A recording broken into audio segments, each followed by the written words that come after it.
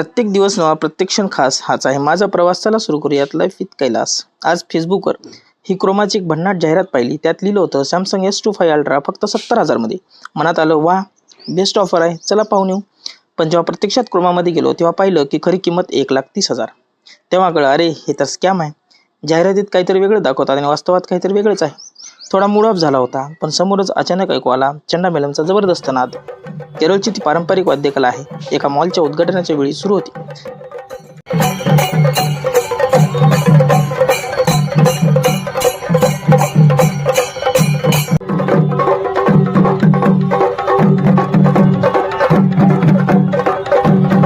तो ताल, ती ऊर्जा पाहून खरंच मन प्रसन्न झालं.